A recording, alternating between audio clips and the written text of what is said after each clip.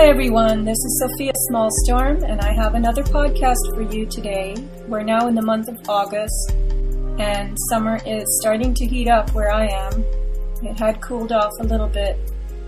But wherever you are, I hope you will listen intently to this podcast, because the subject matter is very important and much bigger than what it sounds like. And my guest is Pete Hendrickson. His wife Doreen will be saying hello to us. The Hendricksons have been involved in a very arduous, drawn-out battle with the Department of Justice and the Internal Revenue Service based on Pete Hendrickson's pretty, groundbreaking discoveries about income tax, the fascinating truth about taxation in America. And Pete Hendrickson is the author of the book Cracking the Code. Cracking the Code, the Fascinating Truth About Taxation in America. I would advise everyone visiting his website to get a sense of what he talks about there, because you really are going to your mind will flip over if you haven't already heard about this. But anyway, I am interviewing Pete and briefly his wife Doreen in order to familiarize my listeners with the current state of affairs, the level they're at in this battle, which they have fought now very, very strenuously with their dedication. The depth of their dedication is quite unusual and exemplary. So anyway, Pete, welcome to my show, and Doreen as well.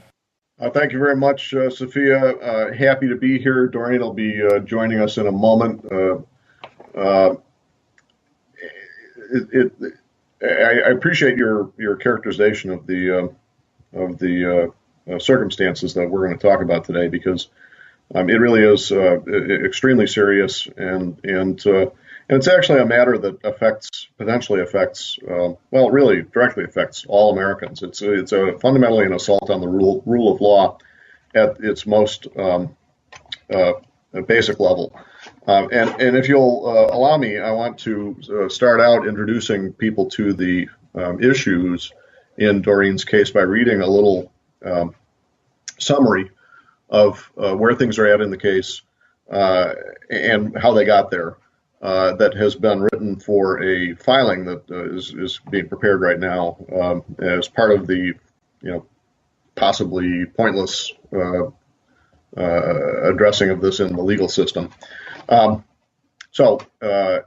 2007, a federal district court, without ever conducting so much as a single hearing or ever having laid eyes on anyone involved in the case, summarily commanded Doreen Hendrickson to falsely declare under oath that she believes and adopts as her own testimony statements dictated to her by the court at the request of officials of the executive branch who were then suing Mrs. Hendrickson. Mrs. Hendrickson was ordered to declare that she believes to be true and declines to dispute, now or ever in the future, certain fact allegations made by third parties upon which the government relied and continues to rely in asserting financial claims against her. The content Mrs. Hendrickson was commanded to produce and falsely swear to be her own words is directly contradictory of her own freely and repeatedly made sworn testimony concerning the same matters, on affidavits executed long before the government brought its suit, and on affidavits and under oath in live testimony in court since the issuing of these orders. At no time has any evidence or testimony ever been produced which even simply asserts that Mrs. Hendrickson believes what she's been ordered to say, or that she does not believe her freely made contrary testimony. Mrs. Hendrickson was also ordered to never make future testimonial declarations contrary to what the executive branch would want her to say in circumstances similar to those involved in the ongoing suit.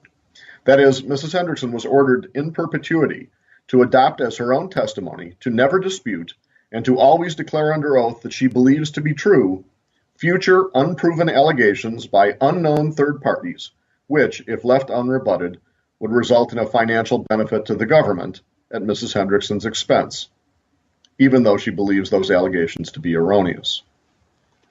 Standing on her First Amendment enumerated rights to freedom of speech and conscience and her Fifth Amendment enumerated rights to due process, Mrs. Hendrickson refused to produce and sign the false statements, other than with a disclaimer enunciating their coerced nature and that the words over her forced signatures were not her words, nor believed by her to be true.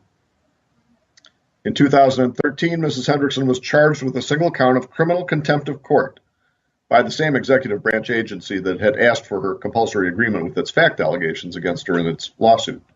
The count alleged Mrs. Hendrickson to have committed a crime by refusing to produce and sign the false statements without disclaimers, and for having signed a sworn statement subsequent to the issuing of the district court orders on which she declares beliefs the government does not want her to declare.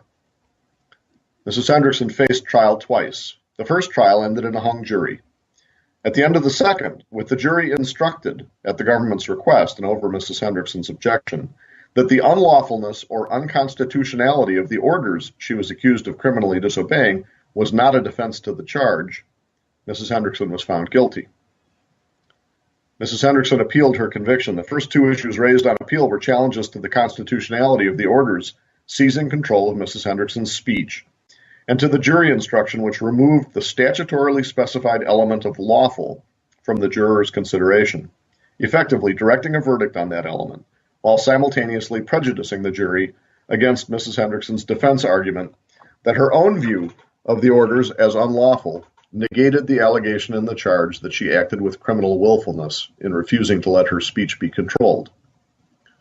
In its ruling on Mrs. Hendrickson's appeal, the three-judge panel of the Sixth Circuit Court refused to address both of the lawfulness-related challenges, including the challenge to the lawfulness of the orders and the challenge to the instruction removing consideration of lawfulness from the jury. The panel invoked the doctrine of collateral bar, a judicially created doctrine, not a statute, not anything passed by Congress, as its rationale for refusal as to both issues. The panel acknowledges that transparently invalid orders cannot be shielded from constitutional challenge and review by collateral bar, but it then simply finds the orders in this case, which not only assert control over Mrs. Hendrickson's speech and command her to agree with allegations made by third parties on which the government relies in an attempt to seize property from her, but command her to commit perjury as well, to not somehow be transparently invalid. The panel spends not a single word considering or even articulating what it is that the orders in this case command. The orders and what they command are not described in any manner whatever in the ruling. No explanation or reasoning of any kind is offered as to how orders seizing control of someone's speech and compelling her to repudiate sworn testimony and replace it with government-dictated agreement to fact allegations on which the government is basing claims in a lawsuit against her could be anything but invalid, and transparently so. The panel acknowledges that any infringement on speech rights causes irremediable injury, that such infringement is inherently unconstitutional, and that irremediable injurious orders cannot be shielded from constitutional challenge and review by collateral bar. But the panel then simply finds, again without explanation or reasoning, that these speech-infringing orders are not infringing.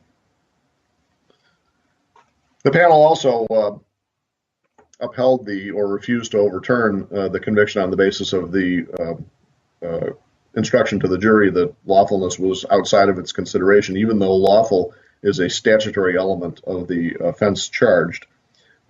Again, somehow citing to collateral bar as its rationale. Collateral bar is a doctrine under which it is held that someone who has disobeyed a court order can, at that point, no longer challenge the lawfulness or constitutionality of the court order. As you will have noted in the material I just read, however, collateral bar does not apply to transparently invalid orders that are irremediably injurious. And it also doesn't apply to orders for which the issuing court had no jurisdiction. Obviously, no court has jurisdiction to issue orders that are in conflict with the First Amendment of the Constitution. But this panel of the Sixth Circuit simply brushed past all of those issues and let this conviction stand.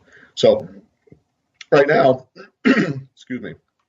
Right now, Doreen has served 14 months. I shouldn't say served. That's a horrible word.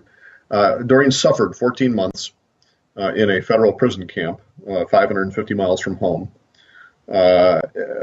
Several weeks ago, she had the remainder of her sentence period, about 6 weeks or so, converted to a home confinement situation in which she's under the supervision of local administrators of a halfway house, but is actually at home now, finishing the remaining several weeks of her initial sentence, at the end of which she will begin a period of supervised release for a year. Supervised release is sort of a fancy, intrusive form of what people might think of as probation, but it's not actually probation in that people are not simply under instructions to not commit crimes and things like that during the course of the period. They are very, very closely supervised by a department of the agency of the Justice Department and the court that issued the sentence, and can be subjected to particular conditions of the supervised release period. And in this case, Doreen is under a special condition of the supervised release period in which she has been commanded to create the false statements. Okay, Pete, we're going to have to stop now because you've gone on for a while, and I want to break this down into more simple terms for the audience. So, Sure. Doreen Hendrickson, the Mrs. Hendrickson you're referring to is your wife, Doreen. Right. And Doreen Hendrickson was tried twice, first with a hung jury, the second time convicted, because she would not obey a court order which commanded her to create a document and sign it as her own. That's right. A document making statements that she was ordered to declare to be her own and declare to be believed by her to be true, which the content of which was dictated by the government, and which she does not believe to be true at all. In fact, believes to be completely false in every possible respect. So what this is really a case of is a witness being told what he or she believes and being forced to sign it under penalty of perjury. The government is telling a witness in court about what they should write down and what they should submit as what happened. Put it more baldly, Sophia, the government is telling a witness to lie and swear to the truth of the lie. Right. The government is forcing the witness to give a version of events that the witness does not herself agree with. That's correct. And government serving statements that the witness believes to be untrue. So there are many nuanced layers of wrong involved in this affair. Now, this happens to be a case involving a couple of tax returns. And That's right. Tax returns, let's explain the meaning of testimony with regard to one's tax return, please. Sure. A tax return is an affidavit. Always has been from the very beginning. The very first income tax form published by the Department of Treasury in 1862 until today. It's an affidavit. It is a sworn instrument. Used to be everyone doing a tax return actually had to go to a notary public to have the signing witnessed in the fashion that a lot of affidavits are still done today. In the 1940s, that rule was changed to allow people to self-authenticate their testimony and adopt in the signing the risk of penalties of perjury for the truth of the affirmation that's being made. And a jurat on a tax return, the affirmation statement basically says that the signer is attesting that everything on and associated with the return is true, complete, and correct to the best of her own knowledge and belief. Okay, so in Doreen's case, the tax returns that were initially accepted, the ones she agreed with and signed voluntarily, her version of events, have since been rejected by the government. No, actually, they never were rejected. The government accepted those returns, processed them, and satisfied the claims that were made on them, and has never reversed itself on those fronts. Those returns, no assessment has ever been made. This is 12 and 13 years later now. No assessment has ever been made contrary to the content and statements of those original returns. Okay, good. So that strengthens Doreen's position tremendously, but what I was, I think, trying to say, and I said it erroneously, was that the government has now pushed a different version of events in front of Doreen and is forcing her to sign them as though she agrees with them. And she's not allowed to qualify her signature on these documents, this version of events which isn't hers, as having been requested, ordered, mandated, and not being in agreement with what she would have freely said herself. That's exactly correct. In fact, Doreen tried twice to comply with the, whatever could be construed as, the narrow legal parameters of these orders and create the false documents, but necessarily with disclaimers stating very clearly that these were not her words. She didn't believe them to be true. In other words, making it possible for her to actually put a signature on the things without making false testimony. And those efforts were rejected by the government as being not what they needed. They need false documents that are clearly that don't illuminate or illustrate the falseness. So Doreen would not comply with this court order, this government order. The government used the court as its instrument to compel her to write down and sign material documents that she did not agree with. And she wouldn't do that unless she could say, qualify, that this is not what I really believe. I'm being asked and mandated to do this. And so we're talking about a criminal court, right? Well, absolutely. And I, excuse me, want to emphasize or underscore something that you just said. This was entirely an executive branch affair. The Department of Justice attorney responsible for bringing this action in front of the court actually wrote the order that included this command to Doreen, and the judge simply signature stamped it. That in and of itself is not necessarily all that unusual, but this is a case where no person had ever appeared in front of this court, and never so much as an evidentiary hearing or any other kind of hearing or anything. The government wrote this order that illegally, unconstitutionally, it commands Doreen to waive her speech rights and conscience rights, and make statements that support a government claim against her. The whole situation is corrupt and illegal from every which way from Sunday. So. And Pete, what is the significance of Doreen having been targeted in this way? She is your wife. She is a Hendrickson. You're the author of Cracking the Code. So an example is being made of her? I think not so much an example. I think that the assault on Doreen is an effort to frighten Americans away from the information in Cracking the Code, to discourage them being read. The government is trying to accumulate a body of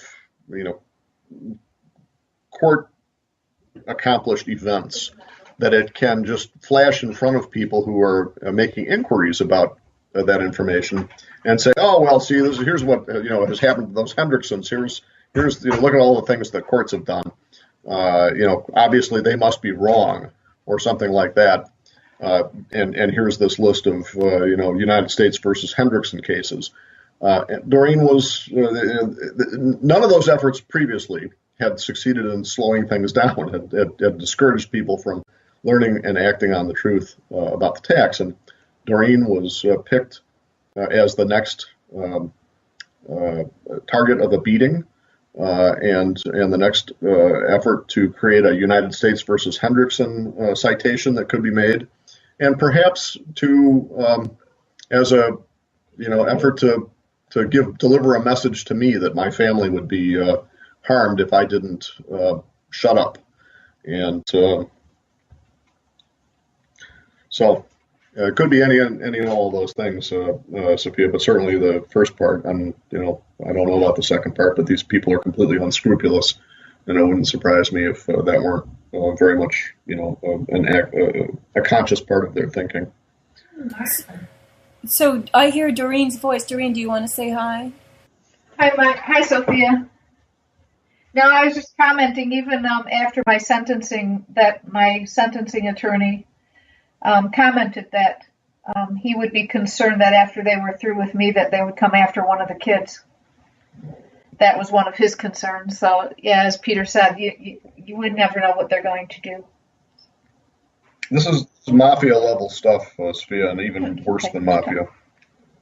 Well, it just demonstrates who really is sitting on top of the heap in this country and in the world at large. The worst and most dreadful people are running the show, and they don't have conscience. And what interests me here is that, as you pointed out, Pete, in some of your writings and your newsletters, and I would urge everyone to go to losthorizons.com. That's Pete Hendrickson's website. And do sign up for the newsletter, because it always begins with a very enlightening essay that points either to the material that Pete Hendrickson has explored so diligently for so many years, or something a little bit afield of it, but related nonetheless. And you will see the U.S. Treasury checks that come back to people, the refunds of their taxes in full, based on the educated tax return as the information in cracking the code enables one to create. So this is actually quite earth-shattering. I keep saying it, that there are ways that are completely lawful to, or there is a way to recover the withholdings that have been taken from you on a yearly basis, which are merely a form of borrowing money from the working population. And you will be informed as to what income really is, what certain words really are in their legal definitions, words that have a completely different meaning from how we use them colloquially in ordinary conversation. So I find the whole Hendrickson, let's just call it, field of knowledge to be very, very empowering and very freeing. And both those things are what the ruling entities don't want us to enjoy or experience at all: empowerment and freedom. And I think, Pete, one thing that people need to know that struck me, kind of as a wow, when I have gone over the material that you've sent out on your regular basis, is that this court, this government, never, in the context of this case, had never examined those 12 or 13-year-old tax returns for their lawfulness. They have never said a thing about what's wrong with the returns, because nothing is wrong with them, right?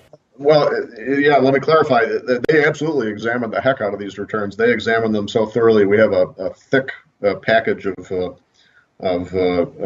correspondence and notifications and so forth, and fussing with the things involving their fussing with these returns before processing them and issuing the refunds that they called for.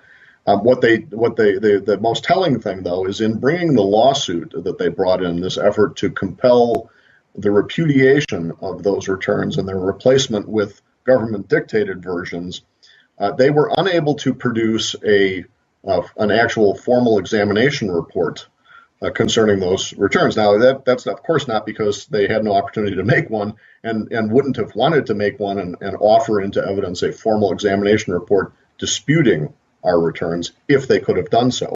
They couldn't do that.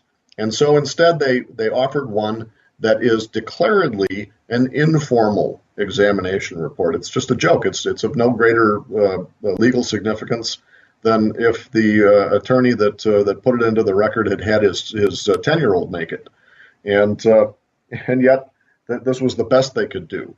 And that is perhaps, as telling a piece of evidence as any there could be. I was at that time perhaps the most intensely scrutinized tax filer or return filer in America. I had been the subject of 4 assaults, legal assaults by the same Department of Justice over the previous several years, and our returns had undergone a phenomenal amount of scrutiny prior to being processed and honored. And yet the government apparently cannot come up with a formal examination report. Again, the reason that they couldn't is because a formal examination report would have had to agree with our returns. They wanted something that, of course, didn't agree, and so they wrote an informal examination report and put that into the record. Well, that's what I'm trying to say. That yes, I understand that in the past they examined the returns, they had a lot of back and forth with you, but in the end they concurred that those returns were proper, and it was on that basis that Doreen, got refunds of the withheld money.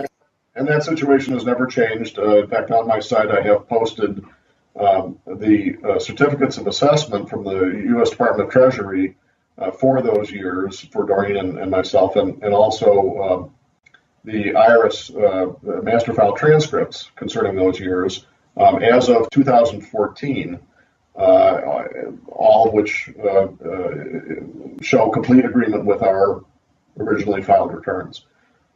And as I said earlier, you had used the word just now, they're attempting to repudiate those returns by replacing them with these other ones that they have come up with, and they want Doreen to sign. And those would be more conventional, along the conventional lines that the average uneducated taxpayer follows.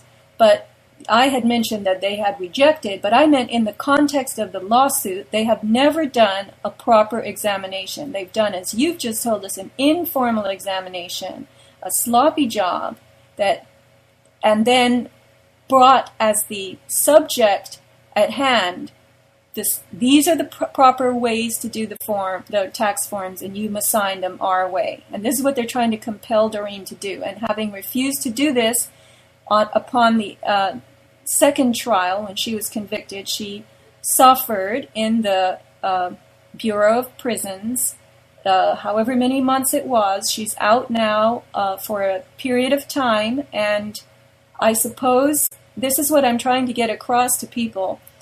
Doreen is a person of principle, as you are, and it's not possible for her, I'm assuming, to fold up and do this because she doesn't believe it. And what's going to happen? That's the question. Let me ask you, Sophia, would you do it? Well, again, Pete, I don't, on principle, no. But okay. That's all you have to say. That's enough of an answer. That is the answer. That's the only answer. Right. I mean, every day in our lives, we have to test our own personal ethics.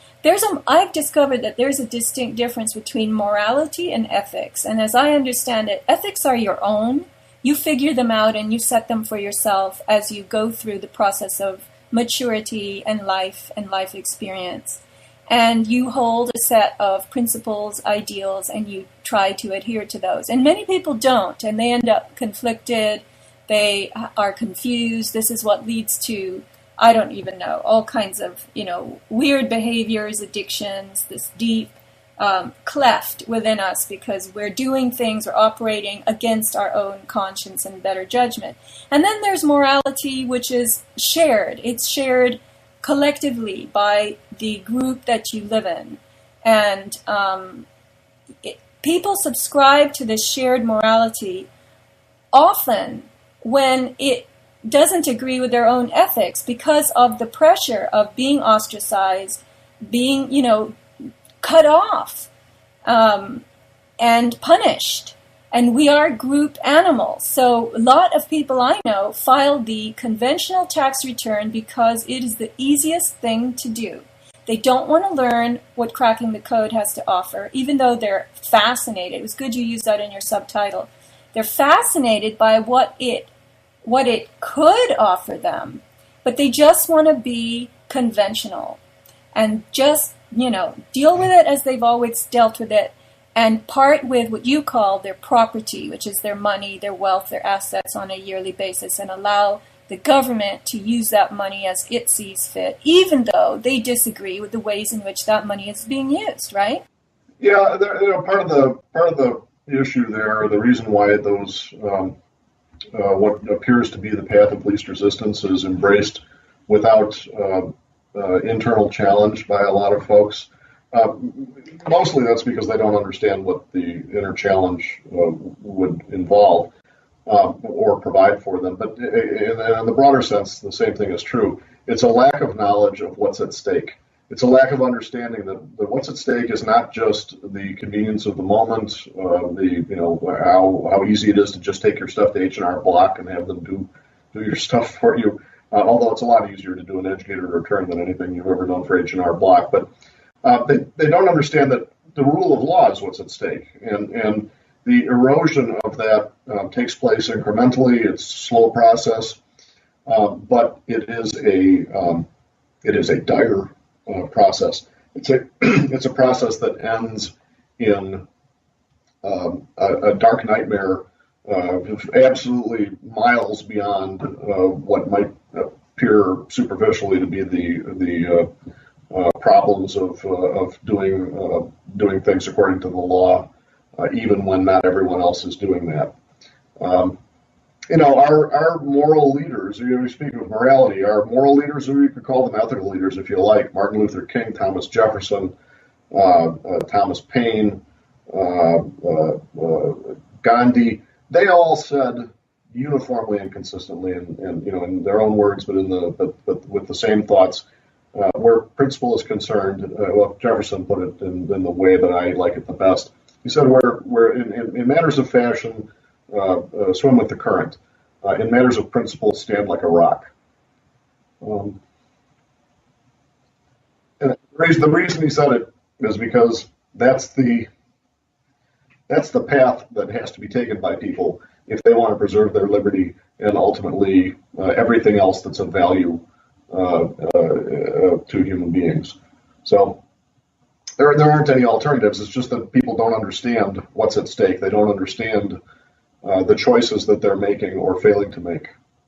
I think what you're saying is that people don't understand that the lawfulness of what has been expressed on your website and through your book and by the actions of so many people who have recovered their property, as you call it, money, wealth, earnings on a yearly basis. Yes. That the lawfulness of that is not understood by the public. They think that's some kind of fancy trick that eventually is going to catch up with you. And so the unlawfulness of what is being presented to Doreen to do is what escapes listening audiences, I think. And especially as that translates and correlates and joins with the potential of what the government can compel any witness to do in any court in the future. The government could say to a witness who says the crime scene vehicle that the villain drove was red, and the government says, no, it was not red, it was blue. And the witness insists it was red, and the government says, if you don't say it was blue, you're going to go to prison. That's what's happened, right? That's exactly what's happened. And you're right that it's possible for some folks to get confused about the mechanical nature of what the orders Doreen has virtuously resisted because it involves a tax return. But that's just a misunderstanding of the nature of a tax return. The bottom of that tax return, the place where you sign, says what I quoted earlier. It says that it is an attestation of the truth, correctness, and completeness of everything on and associated with that return to the best of the signer's knowledge and belief. It's a straightforward declaration of belief. And the government is ordering Doreen, by way of this court, has ordered Doreen to declare that she believes something that she does not. It's just that simple. And she's been given a chance to rethink this now. She's out for a short period of time, and she's got to look at this document again and decide what she wants to do about it, right? Let me clarify that a little further, by the way. In a legal contest, such as is involved here, and such as is involved in any tax return, one side of the contest is never, ever obliged to agree with the other side or to produce support for the other side's argument. In this case, though, that's what's going on. Now, if the government believes what it's telling Doreen to say and what it's trying to have her ordered to say she believes, it can produce its own return. It can produce something with its own signature or the signature of one of its officials on it that says what it's maintaining Doreen must be obliged to say. And yet it has never done that. You just think about this just in terms of routine mechanics of a dispute. The government has never, ever put a signature on, and this despite the fact that there's actually a law to which the feds are subject that obliges them to do that if they believe what they're telling Doreen to say. There is a law, 26 U.S.C. 6020B, that mandates that they have to produce a return and sign it under penalty of perjury if they think that what Doreen said on her original returns is false. And actually, they've never done that. Not only have they never done that, but when this point was raised in Doreen's trials, the judge herself and the government prosecutor lied to the jury about what that statute says. Now, ultimately, that got corrected because it was being introduced as a piece of evidence, and the actual text of the statute was read out. So ultimately, the jury, at least got a chance to hear it. Whether they believed it at that point or not, with having heard from the judge and the prosecutor these lies about the content, nobody knows. But the level of corruption involved in this process is that deep and broad, and all to get Doreen to say something that the government itself will not say. Because without that declaration, without that false declaration by Doreen, the government cannot assess a tax against us. And that's what it wants to do. It wants to do that so that it can hold up an assessment and say, oh, you see, Hendrickson's been wrong. He or his wife have said so on this sworn document. They have repudiated what was said conversant with what is revealed in Cracking the Code. They have repudiated it now and agreed that it wasn't true. And here's the document that shows that. And by the way, since then, on the basis of this document, we've assessed a tax against them too. That's what this is all about. I understand that. And I was trying to say that I think it's widely held that the government, the IRS, has never produced a substitute return with one of their own agent's signatures on it. That's correct. They've never done that. They tell you, if you don't send in a return, we'll create one for you. And I'm assuming they have created those returns, but they have never signed any of them. Oh no, those returns have absolutely been produced in the past, just not in response to Cracking the Code educated filings. Well, Pete, I hope people understand that now tell us, if this case changes the precedent, there's something called case law, right? Can you explain case law? It sets a legal precedent. The ruling of a court in this case or that case is then cited in future cases as a guideline to follow in the decision made by the court, right? That's right. We don't want this legal precedent to be set by this particular case, because what's the portent of that? Well, you gave a good example yourself in terms of a witness who has testimony contrary to what the police want to have said or what the government wants to have said, at a crime scene. Here's another example. Imagine that the government wants to take someone's kids away, and it asks the court to order them to sign a document attesting to the fact that they have been abusive of those children, for instance. When social services decides it wants to take kids away, it can be pretty dog-like in its persistence, as anecdotes relate anyway. And under these conditions, think about people from off the mainstream religious sects, for instance, some of which have had children numbering in the hundreds taken away from their parents.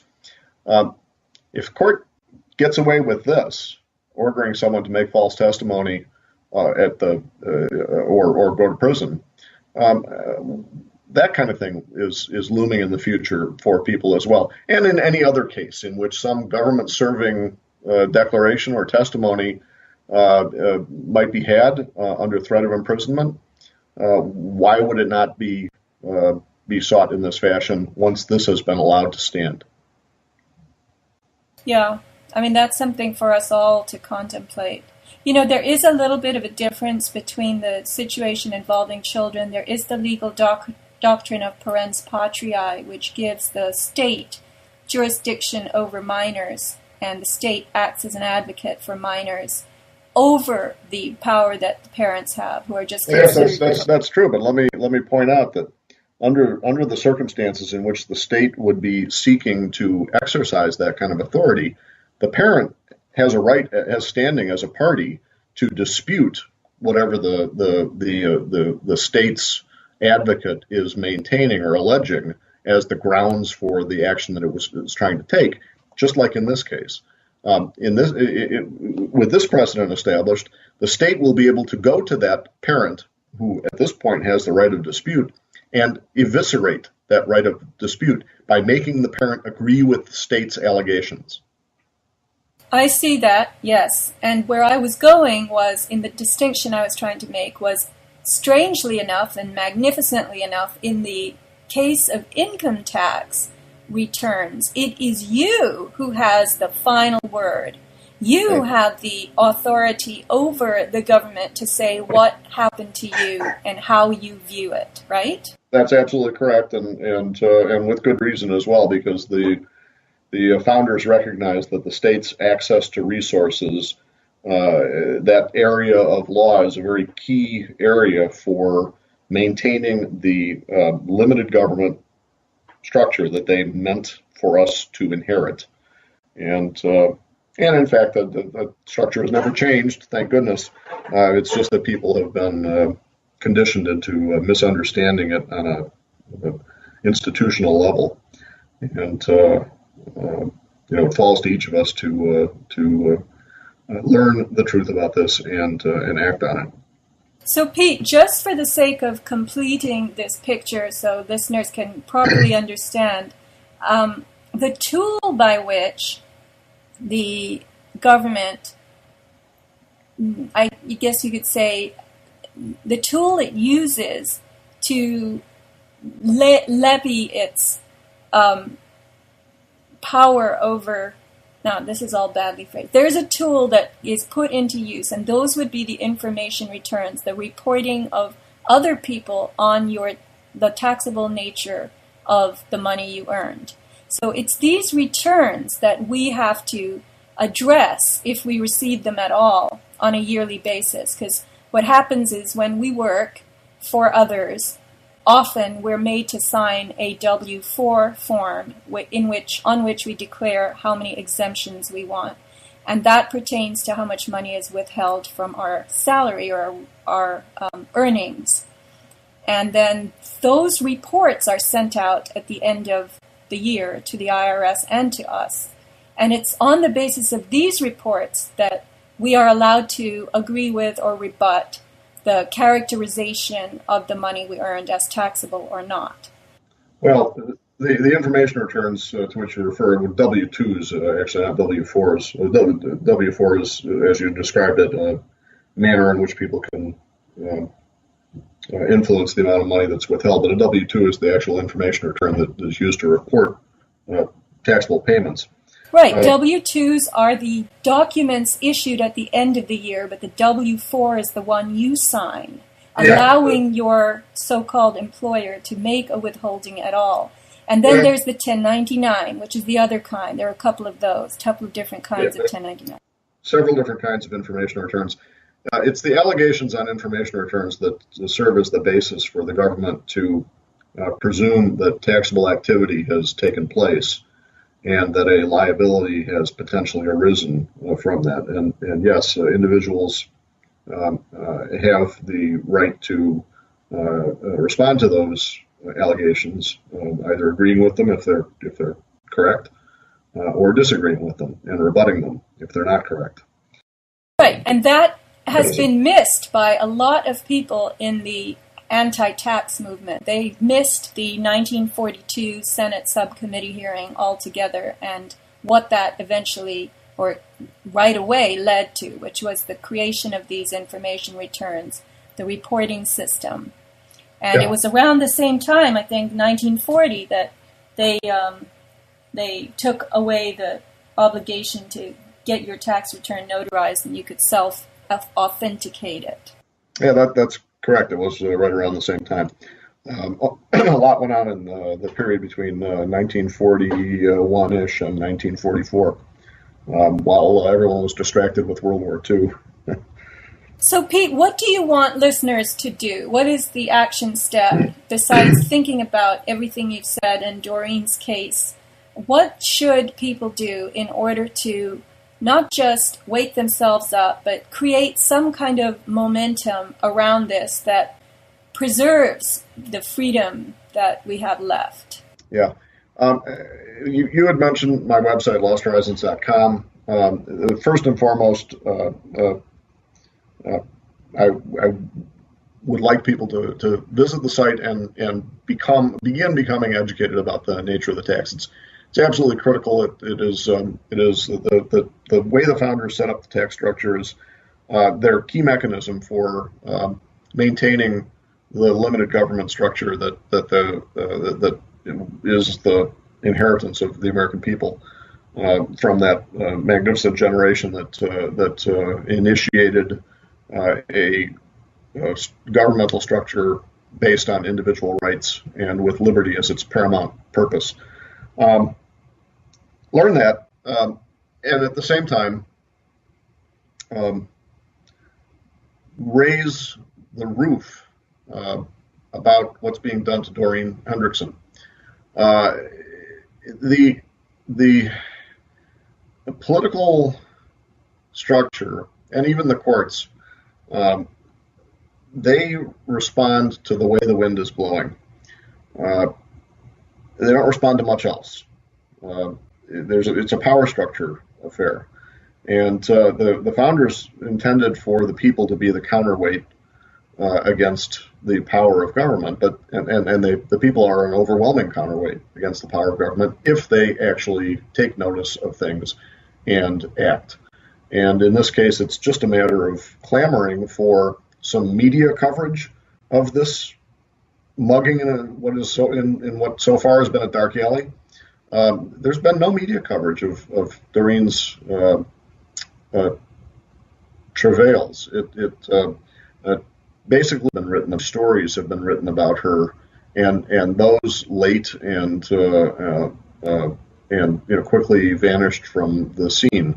WorldNet Daily wrote 2 stories about Doreen's case. They're very good stories and written by a very virtuous reporter, Alex Newman, and I very much appreciate what he did with those 2 stories. But there's been no follow-up and no pickup of these stories in any other media outlets. And that is the thing that will have the most potential for positive change in this situation.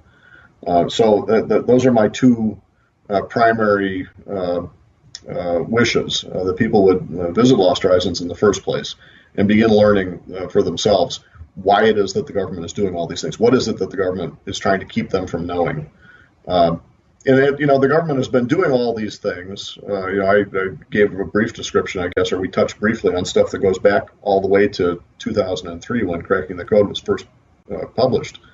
All the while that it's been doing that, it has delivered literally hundreds of thousands of complete refunds to Americans across the country for that entire 13-year period, and without stopping. I just get reports from people who share their new victories every single day.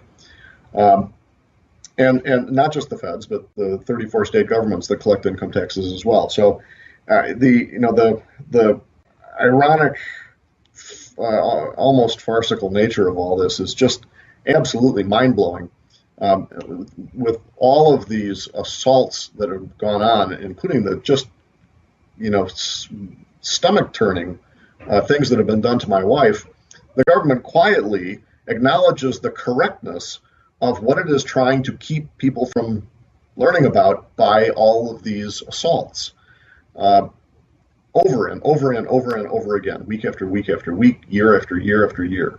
It doesn't get more, I don't know the right word, it doesn't get clearer than that as to who's in the right and who's in the wrong, and that what is being attempted here is to keep something really, really important from your knowledge, Mr. Listener, Miss Listener. Yeah, I say the lawfulness of what you can do is what really enables you to feel empowered and free. This is lawful. The material in Cracking the Code is a very correct, lawful interpretation of what most people have been deliberately led to misunderstand. Yeah. And there's so many convolutions, the whole 16th Amendment thing, and I recommend that people read Pete's second book, which is titled, Was Grandpa Really a Moron? Implying, were our grandparents morons for allowing this 16th Amendment thing to pass? The 16th Amendment did not establish the income tax, as many people believe, wrongly believe. And you will learn the history. Grandpa book is a very good introduction to Cracking the Code, even though it was written after Cracking the Code. That's my recommendation. And then when you read Cracking the Code, you've got to read it slowly, because this is a dense book, and many of you have scolded Pete for densifying it, but it is a very correct, very masterful work, even though it's difficult to read. Possibly also because it just throws everything out of your head that you had there before, right? Yeah, absolutely, that's a factor. And as far as the nature of the content, I will point out that an awful lot of very sonorous, orotund Supreme Court case law is cited and broadly excerpted in the book, and that adds a lot to the apparent density. To continue with that term, but it's a subject in which a very massive and heavily defended myth is being unraveled, and yet it is a challenge to get through it. It's a challenge both on its own merits and because, as you say, it's an everything you thought you knew is wrong kind of experience, and that makes some of it seem really difficult to take in. A lot of people report having to read through the book 3 times before the light bulb is brightly shining above their head. But it always ends up brightly shining, and it will for everyone else that reads the book as well. So I think also, Pete, it is an invitation, a very strong one. It invites you to change a way of life, and that's really what many people on a deep level want to resist, because anytime you have to change your way of life, it's a big deal. It's a big soul reorganization. It's true, it is, although my readers pretty uniformly report finding it a very refreshing liberation of understanding. It is challenging. In the sense that, when you learn a truth, it imposes an obligation on you. You have to then live for that truth, or reveal to yourself a lack of integrity. And Americans are good people. They don't easily abandon their integrity. So, when you learn something, that obligation comes into play, and that can be a little unsettling, disconcerting, inconvenient in some ways. It might seem that way anyway to begin with, but in the end, it is not at all inconvenient. It is bringing your understanding and behavior back into harmony, or into harmony for the first time, with the actual legal and principled structure of the society in which you live. Our structure is entirely built on the underpinnings of the law as written, the Constitution as meant, the founding documents as intended, and yet we're living in a situation where everything is just slightly, a couple of degrees out of synchronization, maybe more than a couple of degrees now, an increasingly large number of degrees out of synchronization with those with the actual foundation on which we rest. And that's a very uncomfortable thing, and we reflect that with a lot of pathologies, a lot of cognitive dissonance and other issues that we live with. When you find yourself brought back into harmony with that, you sync back up with it. Suddenly the tune is clear. Suddenly it's music in your ears again instead of cacophony, and that's a very, very refreshing and uplifting experience. So, it may seem at first blush that there's more inconvenience than not involved, but when all is said and done,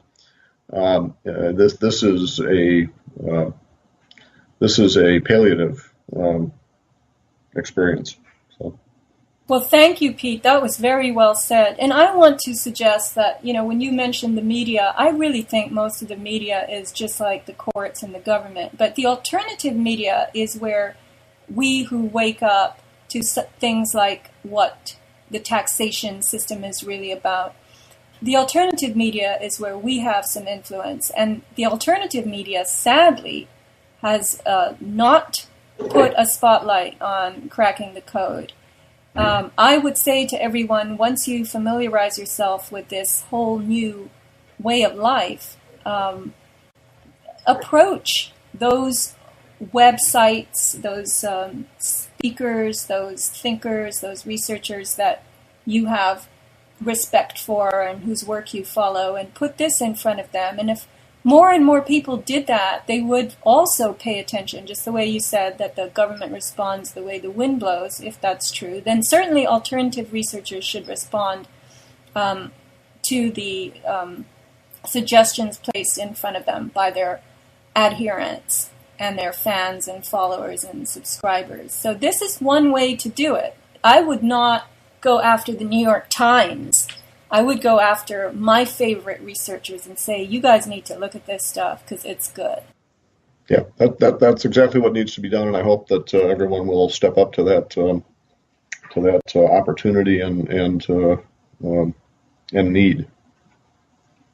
Well, thank you, Pete, for your time and for your explanations. And I'm going to put a bunch of links with the show description so that people can travel in the appropriate directions and grasp what the roots of what you're saying are and where they come from. Not just your website, but the WorldNet daily articles and a few other things.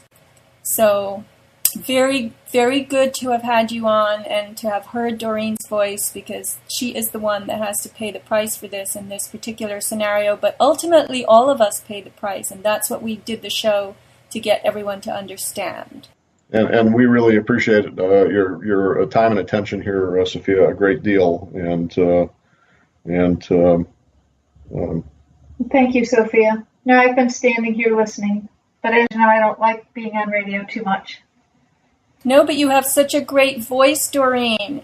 It's a beautiful voice. It's that music that you talked about when everything comes into harmony. That's Doreen's voice. It has that music. She has my favorite voice. That's the one I like to hear the best. All right, Doreen, Sofia.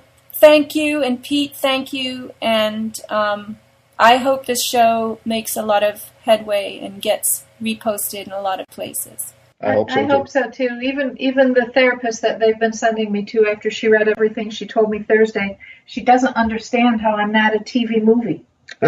She said, how can this be happening? You should be on TV. You should be one of those movies. And I said, well, if you've got somebody who's willing to do it, please, I would love the publicity. All right, well, publicity is what we want to give you, along with a big hug and all of our strength and love, lending it to you. Thank you. All right, thanks, Sofia. Okay, bye-bye for now. All right. Bye-bye. Hello, this is Sophia introducing you to Himalayan soap berries. Did you know that ancient people did laundry too? There are many plants that have natural surfactants that draw out dirt, oils, and odors and can be used as detergent substitutes. Dried berries from the Sapindus mucorosi tree in the Himalayan foothills, placed in a little mesh bag in your washing machine, will clean your clothes as well as any commercial laundry soap, which you may never go back to again. The liquid extract from the berries can be diluted for household cleaning or used to wash your clothes also. The result is really cool, clothes that are soft and smell like they hung in the sun and wind to dry, no perfumes, chemicals, fillers, or dye. And the berries are totally natural, botanical, biodegradable, as well as cheap and fun and reusable. See avatarproducts.com, the Sun and Skin section, for Himalayan soap berries and liquid soap berry extract.